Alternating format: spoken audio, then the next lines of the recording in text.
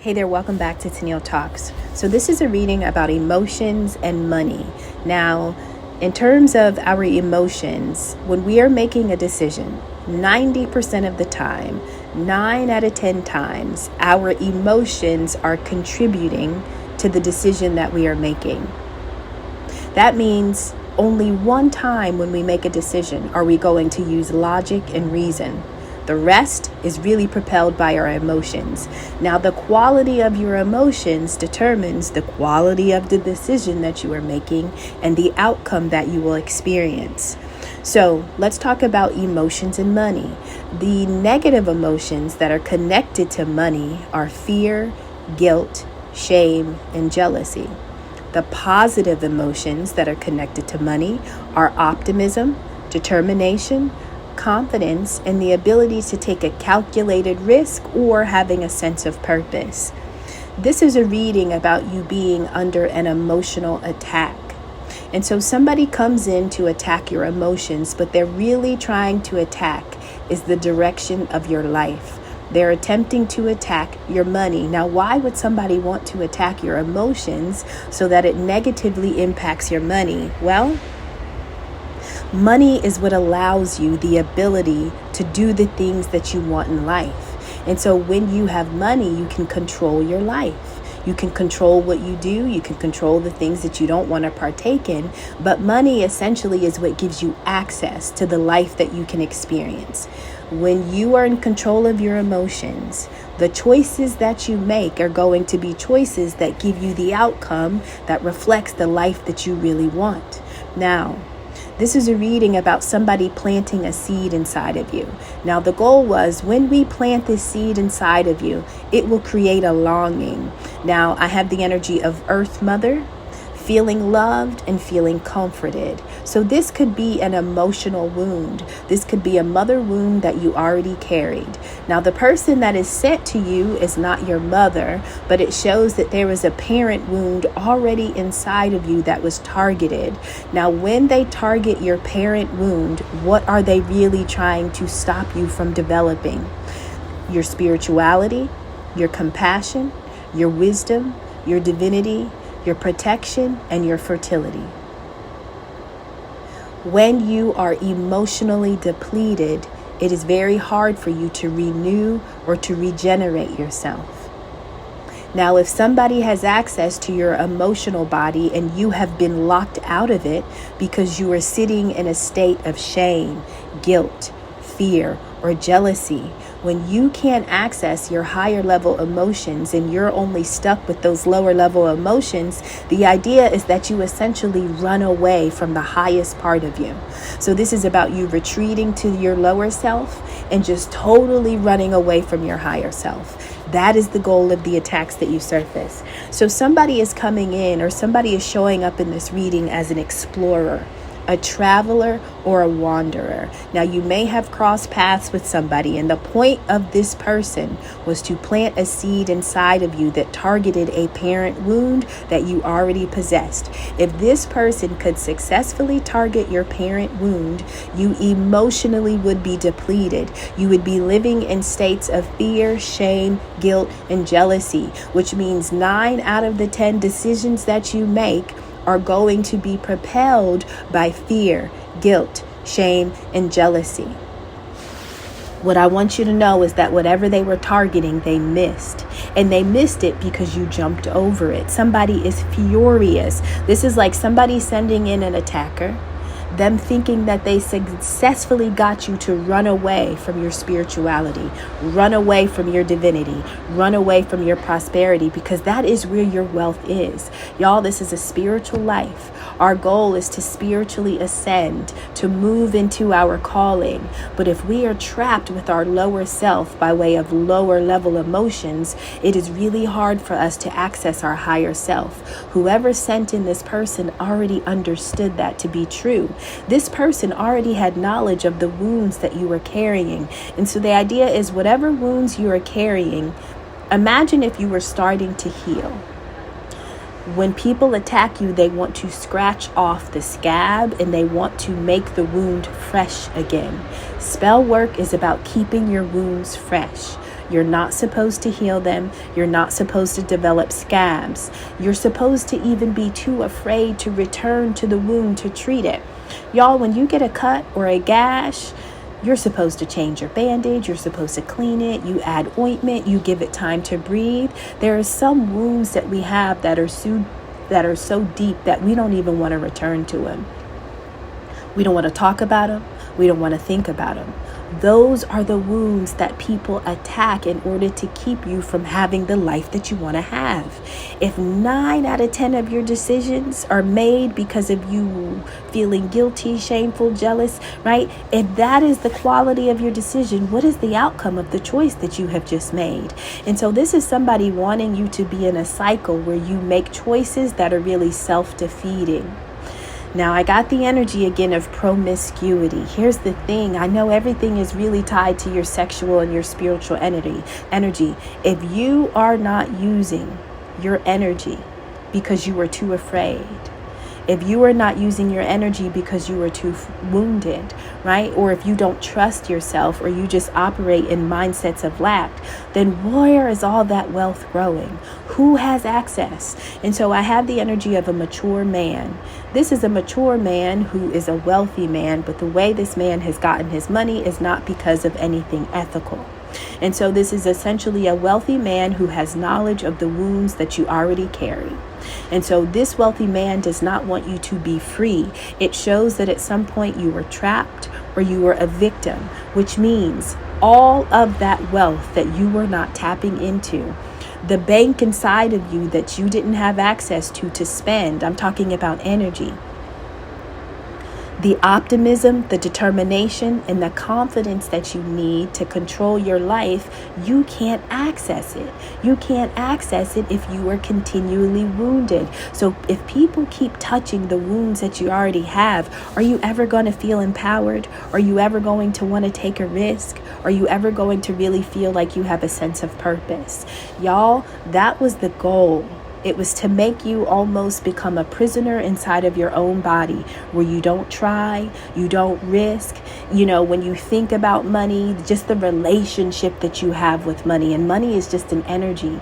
It is a vehicle that gives you access. But if you are too afraid to even get in the car, well, then what is the quality of your life really going to unfold? Now, this could be, this is showing up as a parent, but this is also somebody that supported you, right? And so the wound could have been seeded by a parent, but maybe the spouse or maybe the partnership that you picked up along the way in your adult life, maybe that is the person that was responsible for making sure that that seed or that wound never healed, right? And so whatever the energy was inside of you that was dark, low, and heavy, that was the energy that they needed to continue. That was a cycle that you must live through. If you live through that cycle, whoever this wealthy man is that has attached themselves to your wealth gets to essentially experience the parts of you that you just are not tapping into. Now, for a period of time, that could have been your truth. You could have been walking around with a negative belief or a negative mindset about money. Now, when we're talking about emotional wealth, because if 9 out of 10 of the decisions you make are emotional, your emotions need to be healthy. Emotional wealth comes through not just by being happy, but it's about resilience, empathy, and an inner strength. Y'all, we all fall down, but not everybody can get back up. And so this is essentially you falling down during different periods of time in your life. And when you get back up, somebody sends something or someone in to get you back down, to scratch off the scab. Whenever somebody recognizes that you're healing or you're growing or you're overcoming, this is somebody that has watched you for a long period of time. And so this seems to be a cycle that was perpetuated so that somebody else could have access to the wealth that you weren't touching in your own life. Now, the shift and the change is that instead of running away from your divinity, you essentially ran towards it. You ran towards it because you threw away, or you figured out, or you tossed out whatever the mindset, whatever the wound, whatever the belief was that you carried as a result of not feeling loved, not feeling supported, not feeling comforted. As soon as you transmute that energy, that's good energy. You don't want to just throw away the fear, the guilt, the shame, and jealousy. No, that's vital energy. We just have attached it to a negative experience, and so we're not able to use the energy effectively. When you can transmute the fear into optimism, right? Instead of being afraid to do it, now I'm optimistic about the outcome of my steps. Instead of feeling guilt, I will feel determined, right? Instead of feeling shame, I am confident. So when you can transmute those lower emotions into higher level energy systems or frequencies, this is when you take control of your life. You were not supposed to take control of your life. Somebody is offended, mad, furious that you persevered. That means they sent you a challenge. This is a challenge that may have taken you out time and time again. But this time you had a resolution. The resolution is that you were carrying optimism. You were carrying hope. You were carrying light. And because you were carrying a different energy, that means instead of 9 out of your 10 decisions being based on shame, fear, or guilt, maybe only 7 of them were based on shame. And this time, 3 of them were based on joy, pleasure, vitality. It is literally about transmuting and changing one emotion to another. Imagine changing out the fuses of a car. When a fuse blows, that's essentially an emotion that you can't use to generate wealth. It's only going to continue to create poverty. And so when you change that fuse, you don't want to put a dead fuse in it. No, you need a new fuse. And so when you do the subconscious work, you're essentially changing out those dead fuses that weren't firing anything for you. They weren't giving you the energy or the electricity that you needed. You did this in your life.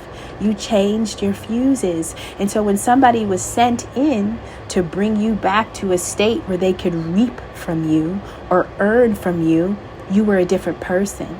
And so yes, the seed could have been planted, but you persevered over it because you changed the energy. You changed the fuse. Y'all, because you did that, there is an apology that may be coming. Now, somebody is apologizing to you, but this is a person who may say, we have loss, reversal of fortune, and doing drugs. Somebody may say or admit to you that they did attack you, or that they did something negative in order to get you to make a poor choice that would not have been in your best interest. But this person may also be saying, oh, I was under the influence, or I was on drugs, or I had experienced some type of loss that propelled me to make this decision, something. So I'm getting the energy of an excuse. You persevered over something and somebody wants to say sorry now. But again, when people say sorry, they're not saying sorry because they failed you. They are saying sorry because the plan that they had against you failed. So I really have trouble taking a sorry from an adult. Absolutely not. I barely allow my 4-year-old to say sorry. Stop telling me sorry and change your behavior. But obviously I have patience and time to develop my 4-year-old, but I don't have that patience and time for adults that enter your life to see you fall, to see you fail. And when they don't see you fall, now they are carrying that same shame, fear, guilt, and jealousy that they wanted you to carry. But when they were attacking you, you were optimistic and you were hopeful. And so every time they threw an attack, you jumped over it with a higher level thought, a higher level emotion. Y'all, some of the emotions that are sent towards you are not yours. The people closest to you are normally the ones that are able to project these emotions on you because they have the emotional tie to you. You have already let them in. When you jump over or when you persevered, this is when you tap into your own desires. This is where you get into your own wealth. Now, there was a period of time where you may have been isolated. You may have been in hermit mode.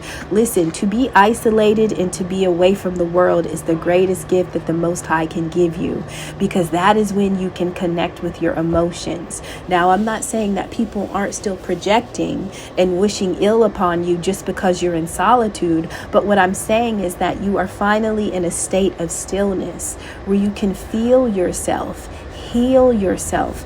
And so it is in solitude, or it is in your isolation, that you connected with your emotions. But I'm getting the noble truth. When we're talking about the 4 noble truths and the 8-fold path, the 3rd noble truth comes up in this reading. That truth says that suffering can be overcome, and you can overcome it by getting on the 8-fold path. In order to get on this path, you have to be free from desires. When you are free from desires, you can attain nirvana. Nirvana is essentially getting to your pure self. Your pure self is in perfect alignment with your divine life. When people are attacking you, they don't want you to be in alignment with your divine life. That is where your abundance, your prosperity, your wisdom, your renewal, your protection. When you are in alignment with your divine life, it's almost like that is where you've opened up the treasure chest. You know, when we think about leprechauns and gold, at the end of the rainbow, we've always heard there's a treasure chest. Like, that's where the gold is. Our entire life, imagine that you're traveling along the rainbow, and at the end of the rainbow, that is your divinity. That is your divinity. That is what you accessed. That is what you were not supposed to open. You were never supposed to make it to the chest. You were never supposed to open it. And to whoever came into you may be the same person who's apologizing. This doesn't have to be the person behind the plan. I'm not getting that they are the person behind the plan. This can have just been a player, right? But the idea is that somebody has proof. Somebody has evidence that the trap that you once were in is not a trap that you are in now. Right? And so there is a wealthy man who became a wealthy man because you were trapped. As long as you were trapped, they had the ability to siphon the parts of you that you were not spending. All of that good energy that you were too afraid to use, too afraid to access, you weren't spending it. You weren't using it. Now, I also had the energy of promiscuity. Now, this is coming out after another reading. I just posted a reading. By the time you hear this one, I would have already posted Side Hustle Gone Wrong. Now, that reading talks about the benefits of harvesting sexual energy. When you are looking for a boost in mood, when you are wanting to feel empowered, right? When you are wanting to have creativity and vitality, when you are wanting a new spark in your life. Some people don't take drugs. Some people just have sex. And it is through sex that they are pulling on your sacral energy. That's your joy, your creativity, your pleasure, your warmth, your rejuvenation, your vitality. And so people can pull from your energetic banks because you are not using them. They know you're not using them because they have trapped you in a lower state by way of finding all of your emotional wounds, right? And so instead of you being emotionally wealthy, you are emotionally poor. When you are poor, you're not tapped into your higher self. But there was a period of time where you were moving inside of yourself while you were in isolation, which means you were detaching. Y'all, I think about just my personal life, the spiritual journey. When I rock bottom was essentially really the beginning of a climb, but that climb was a spiritual climb. It was a new identity. It was a new version of self. Now, the breaking down of my old life, it was like I had to lose my marriage. I had to lose my physical health, like my body was weak and achy, right? I had to lose my job. Like all of the things that broke down in my physical world actually needed to break down in order to get me to create an entirely new world, because there was no space in the old world for divinity. There was no space for spirituality. There was no space for fertility or protection, because that was a life that was attached to wounds. And so it is almost like I was being prepared for like the final ending. But in isolation, I did something that I was not supposed to do. right? This is true for you too. If you are hearing this, I know many of us talk in the comments about what we've gone through, what we've endured. And if we are talking to each other right now, many of us are still in isolation. But the energy that we are sitting in is the energy that is allowing us to create the life we want. It is pulling in the money. You don't see the money necessarily, but what you are developing in isolation is your emotional wealth. You're getting your grit, right? You're getting your inner strength. You're being empathetic with yourself. You're being empathetic with your journey. Sometimes when I talk about my past experiences, I often say, I don't mean to be disrespectful. And I say that because I don't want the Most High to think that I am not honoring my journey. I am honoring my journey because every version of Tennille got me to this Tennille that is talking to you right now. And so I gotta respect the process. I didn't always understand why it had to unfold the way it did. But God knows I would rather be here than where I was a month ago, a year ago, or 10 years ago. So whatever the process had to be for me to be in this space energetically, I'll respect it, even if it didn't feel good. But I often think that is emotional maturity, right? Just being able to make peace with the things that didn't feel good, but somehow you kind of just made them good. And so it is in your isolation when your entire physical world is stripped away. I really want us to consider that to be a gift. It is not always comfortable. It is not always pretty, but it is a gift because it is grooming us for detachment. You cannot be in perfect alignment with your divine life unless you have attached from all things that are not attached to your divinity. Your true wealth has nothing to do with the outside world. And it is when you find the wealth within you that your outside world will begin to look prosperous. It will begin to look abundant. It will begin to look fertile. And so when one life is destroyed, I want you to know that you are preparing for a new life, a life of divinity, a life of spirituality. Along the way in this reading, somebody thought that by destroying your old life, by planting seeds inside of you that would have kept you in cycles of self-destruction, they thought that if they continued this, their wealth would thrive. And so there is somebody that is recognizing that the trap that you used to be in that benefited them, that gave them wealth. Oh, that's what I was going to say. Promiscuity, because it comes up in this reading.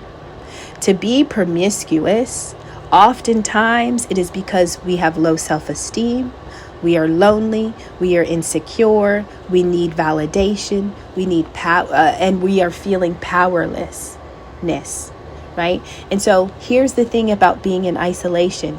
If you have been forced into isolation because your physical life was methodically broken down, right? I mean, people actually plan ways to impact your health, impact your finances, impact your relationship, impact your jobs, impact your careers. Like, that is a real operation that happens. And it happens to those that are carrying light, because the light that you carry has the ability to turn the lights on for others. And so the idea is that if you never turn your light on, you're never able to turn it on for another.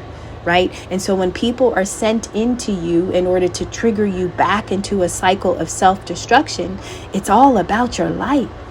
If you know who you are, and what you carry, you are dangerous. You are dangerous to those that have abused their power and abused their influence, right? And so this is about you essentially learning to be the light, but you learn to be the light in darkness. You were put in darkness. You didn't receive love. You didn't receive care. You didn't receive comfort. I mean, these are people choosing to not celebrate you, choosing to not love you, choosing to not support you.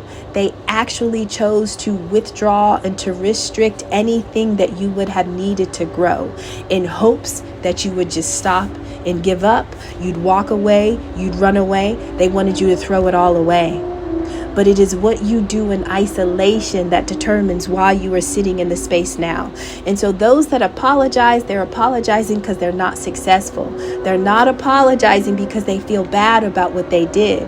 They're only apologizing because you probably know what they did, and they're just embarrassed. They're shameful that it wasn't successful. But I promise you, if you were to be If they turned off the lights and if you today were still sitting in the dark, you'd never hear I'm sorry. They'd never feel guilt. They'd never feel shame. They'd feel pride because what they did worked. And so there is a wealthy man, and then under the wealthy man, it has promiscuity and brings value. And so the last reading that I posted about the side hustle, this could be somebody that likes to trap people in isolation, essentially to break down their entire world, to keep them in states of darkness. And the only way that they can find love is by being promiscuous. They're chasing it. They're searching for it. They're lonely. They need somebody to validate them. They have no power. All their power was stripped away. And so the only way they can feel good is to offer themselves to another, right? To be promiscuous, to just sleep around, to give yourself to anybody, that's really not a reflection that you understand your value or you understand your worth. So you finding your value is a problem, right? Anybody that benefited off of you not understanding your worth is now experiencing some type of loss or lack. Right? And so this was a trap. Now, I love when we have dates. I have the date here for Pisces. Pisces season starts February 20th and it goes to March 20th.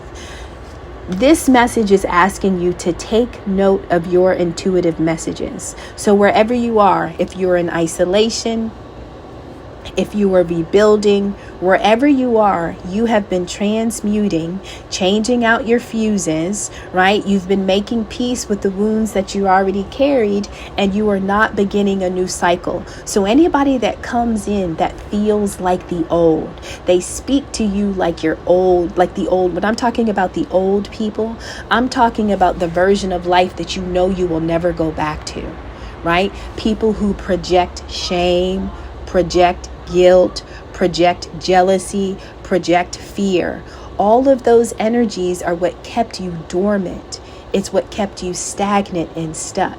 Anybody that comes to you now, if they are speaking and feeling like the old, they can't get in. You must not let them in, right? Now, if you don't know your value, if you have low self-esteem and you're moving in promiscuity and sharing your sexual energy with everybody, well, you don't even care about the character of those people. You're just giving yourself to anybody. And I think that is how this wealthy man became this wealthy man, by attacking the wounds, destroying lives, forcing you into isolation, and then hoping that you'd be so desperate that you let anybody come in. You'd let anybody enter your energetic space to essentially to consume all the energy that you are too scared to consume. You were too scared to spend. You have a wealth inside of you, but because of your experiences, literally being afraid to use it. That is the purpose of what this message is saying. And so what worked for a while, it stopped working. Whoever benefited from it working recognized that the trap that you weren't in, you've persevered over, right? And so all the parts of you that you didn't tap into, you now have access to. Pay attention to Pisces season, February 20th to March 2nd. You will get an intuitive message, an intuitive note. It is in relation to this wealthy man. Whoever this person is that you know benefited off of you being a lesser version of yourself, there will be a message.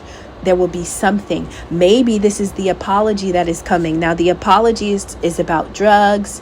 It's about loss. And so somebody may say that, oh, I was under the influence, or I was battling drugs, and this is why, I really don't feel that the person apologizing is behind the greater plan. I think that they were just a pawn. And once that person recognized that they were unsuccessful, I think this is where the shame, the guilt, the regret, the remorse comes in. That's where the apology comes. And so the excuse could be, hey, I was experiencing loss. I was on drugs. I wanted to recoup it. And so I did whatever I had to do. I came in to trap you. That could be whatever. That's up to you to deal with that conversation or at all. But there essentially was somebody that was trying to put you in a new cycle of running away from yourself. If you are running away from yourself, then you are not spending the abundance that is within you, somebody else is spending it energetically, and it seems like they needed you to be promiscuous. They needed you to be sexually free so that they could tap into your pleasure, your joy, your creativity, your vitality. When people want a spark, when they want a renewal, when they want to feel rejuvenated, some people just go have sex, but they consciously are choosing sex instead of drugs because they are getting the same outcome, but they are pulling it directly from you. All right, I love y'all. I'll see you on the next one. Bye.